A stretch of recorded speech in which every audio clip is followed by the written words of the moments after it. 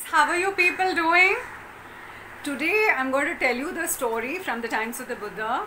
It's a very interesting story, and it is from the Chittavagga of the Dhammapada in the Tipitaka.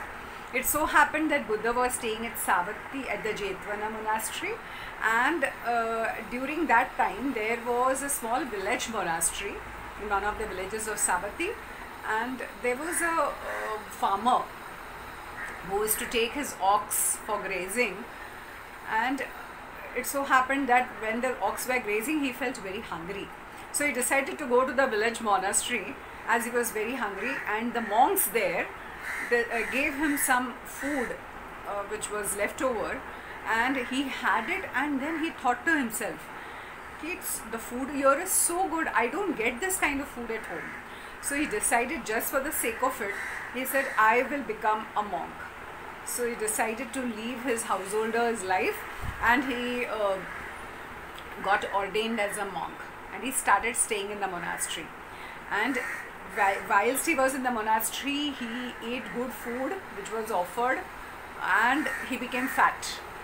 After a while, he started getting tired of going on the alms round. So he decided, no, I'm not comfortable here being a monk, so I'll go back to my householder's life. So he went to the householder's life, and there again his routine started. He started taking his ox for grazing, and then he felt it was very difficult, very strenuous. So he again came back to the village monastery and asked the monks that I want to be ordained. I've decided that I will become a monk. And again, after some days, he decided, no, I can't go on this alms round morning, and this life is not for me. So he decided to go back to the householder's life.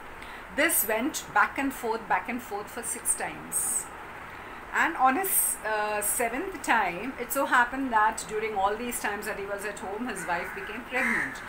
And at 7th time, when he had come home, one evening, his wife was sleeping, and he went and he saw his wife. And his wife's stomach was bloated because of the child, and she was wearing very less clothes. And she was snoring, and from her mouth there was saliva coming out. So looking at her, he actually had the perception that there was a corpse there. And he started looking at the impermanence of things and the dukkha, and he started muttering to himself that life is full of impermanence, that is anicca, and it is full of unpleasantness, that is dukkha. He was repeating to this himself, and he started, when he started meditating on it, he had already attained the first level of sainthood, which was the Sotapatti. And from there he decided to go to the monastery, and he went there and told the monks that I want to don the robes of a monk. So they refused.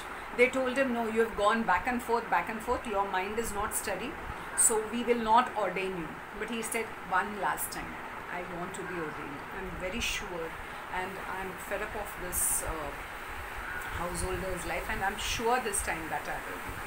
And after a while, after meditating, he became an arhat. And the monks then decided to go to the Buddha and asked the Buddha about the whole sequence. So then Buddha said it is true that he went from the householder's life to the monk's life, and so on and so forth. His mind was not steadfast. But once he realized the impermanence of things, he has become an arhat. And based on the entire episode, the Buddha said the following verses in Pali.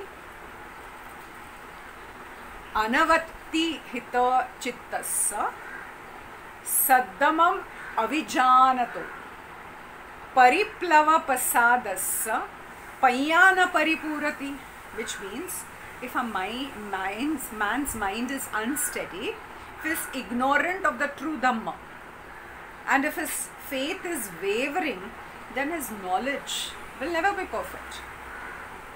Then further, the Buddha said, Anavassu chittassa ananvahat te chetaso punya papa pahinassa natti jagarato bhayam.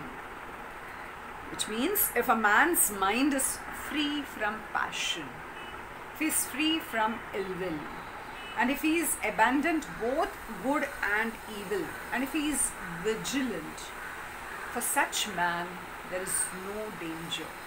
So when we look at the whole episode of Chittasya Tera, Chitta Hatta Thera, at that time we realize that our mind is like a monkey and we hardly have any control over our mind. It's very important for us to understand that whatever it is, our life is impermanent, and the life of a human being is very difficult to get, my friends, and we have to really work on ourselves. May all beings be happy.